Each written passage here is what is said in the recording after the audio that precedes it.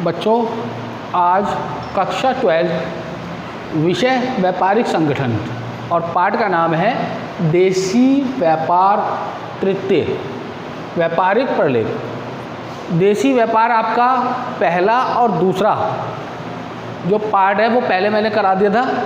अब यहाँ से आपका पार्ट 3 जो देसी व्यापारी है लेकिन व्यापारिक प्रलेख। व्यापारिक प्रलेख से मतलब ये है कि जो हम कोई बिजनेस कर रहे हैं, माल बेच रहे हैं या खरीद रहे हैं, तो उसका कुछ रिकॉर्ड हमारे पास है।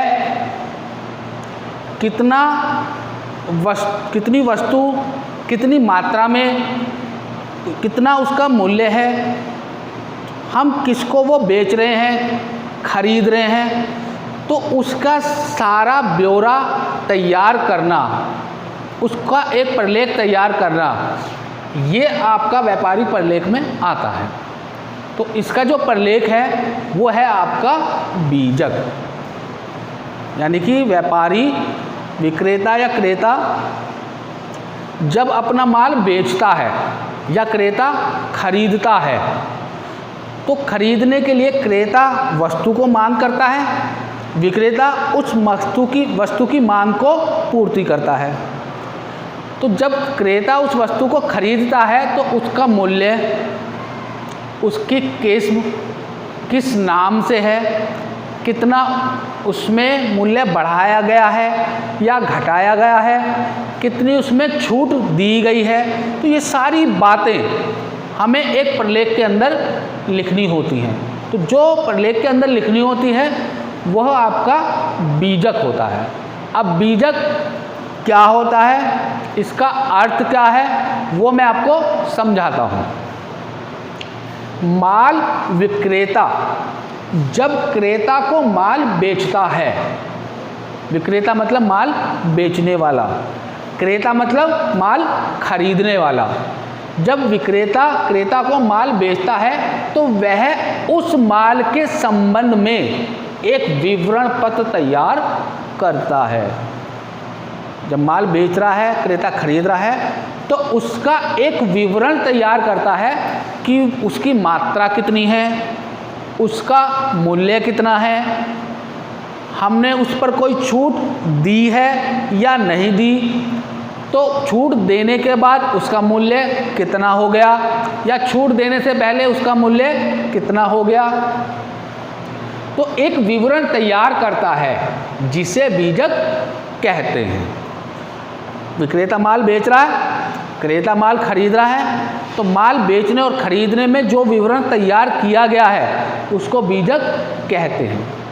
यह बीजक क्रेता और विक्रेता के बीच तय शर्तों के अनुसार बनाया जाता है कि कितना इसका मूल्य है, हमने कितने % इसमें छूट दी है, जो भी वो शर्तें खरीदने और बेचने के लिए वो लागू करते हैं, तो वो सब ब्यौरा उसी के अनुसार तैयार किया जाता है। जो माल खरीदने और बेचने से पहले वो एक नियम बना लेते हैं या कहते हैं कि मैंने 10,000 का माल खरीदा है और मैं 5%, 10% या 15% उस पर छूट दे रहा हूँ। जो उन्होंने पहले तय कर लिया वही बीजक के द्वारा वो तैयार करते हैं। तो विक्रेता तथा क्रेता दोनों व्यापारियों के लिए बीजक का बड़ा महत्व होता है। विक्रेता बीजक की 2 प्रतियां बनाता है। जाहिर सी बात है कि अगर हम कोई भी काम करेंगे तो उसकी 2 कॉपी रखेंगे, एक अपने पास सुरक्षित रखेंगे और एक क्रेता को दे देंगे।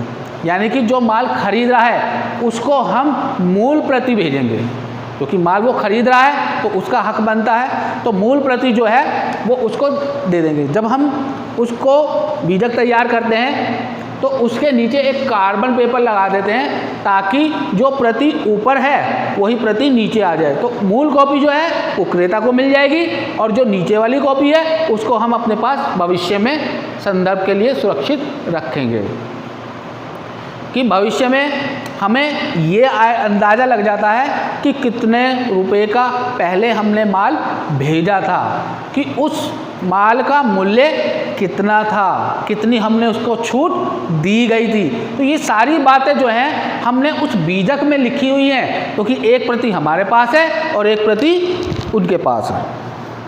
क्लियर है बच्चों?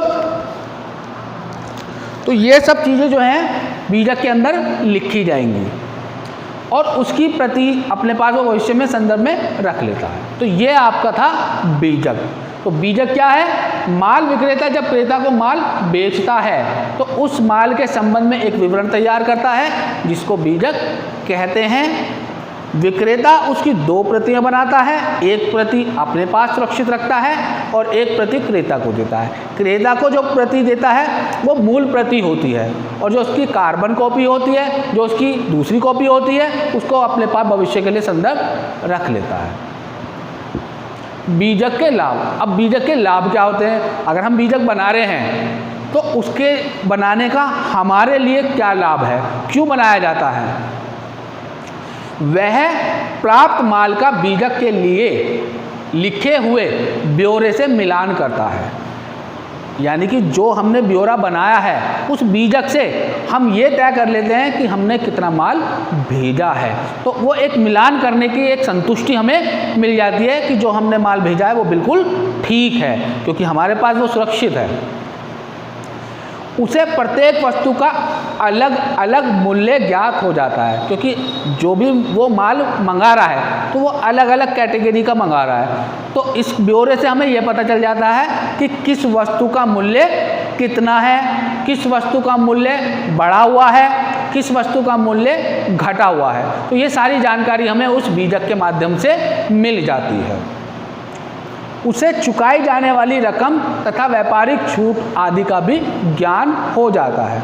यानी कि क्रेता कितना माल उसको बदले में कितना रुपया उसको दे रहा है, जितना रुपया उसको दे रहा है, कितनी उसको छूट दी गई है, वो सब उसे पता चल जाता है उस बीजक के माध्यम से।